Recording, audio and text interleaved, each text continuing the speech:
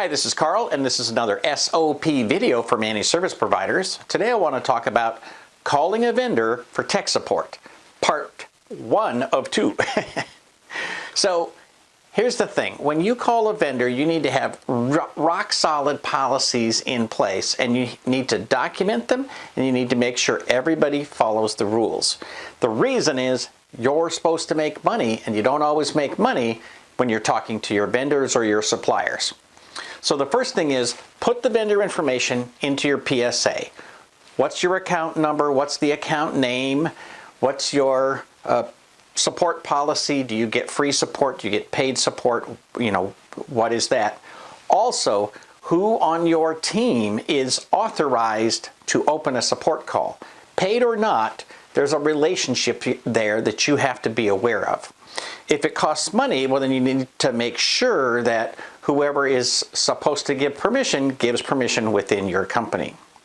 Now, when you call tech support, there's a couple of things that can happen. One is your client is paying for it because it's part of their managed service, or even if it's not part of their managed service, you're billing the client hourly. That's cool, all right? Make sure that you know that, and if the client is paying for that time, make sure that you log it to the client's account.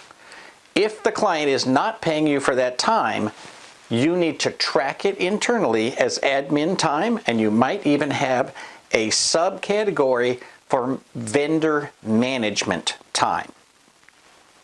It's very important to know how much time you spend every year talking to each specific vendor. If one vendor takes an hour's worth of labor in a year, who cares? If another vendor, you end up spending an hour a month or 5 hours a month, there might be a problem there, and you need to make decisions about whether or not it's worth that extra money for you to deal with those vendors. Because even if employees are on salary, even if you do it yourself, even if there's no hard visible costs, there is always a cost for time inside your business.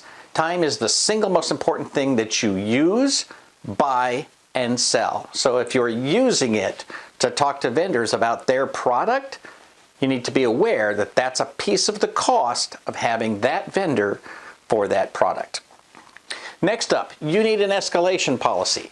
I know the vendor's got escalation policy, but guess what?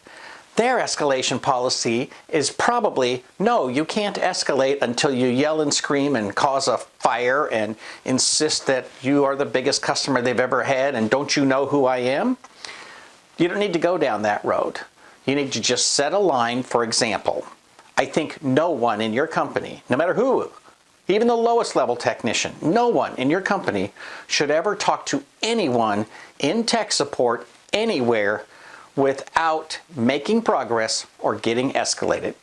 So set your limit. For me, it's 1 hour. If somebody in your company is talking to that vendor for an hour and making no progress, then you need to escalate that call. And I know they're going to push against you. There are certain companies, in my opinion, my experience, 25 years, Microsoft is one of the worst. Those people get paid to not escalate, and they only get paid to resolve issues or get you off the phone so that you never call back. So you have to make sure that you're very, very aware of that. Next time I'm going to have another video, and I'm going to talk about the best way to get escalated without being a jerk, because you never have to be a jerk. You just have to be extremely professional. I'll give you a hint. Document every single piece of this process. Document how you open calls, how you document the calls, how you write down everything that's gone on in the call, and make sure that you have better documentation than the vendor about what happened during that phone call. Stay tuned for the second half of this video next week. For Small Biz Thoughts, this is Carl Palachuk, wishing you the best of luck in your managed service business.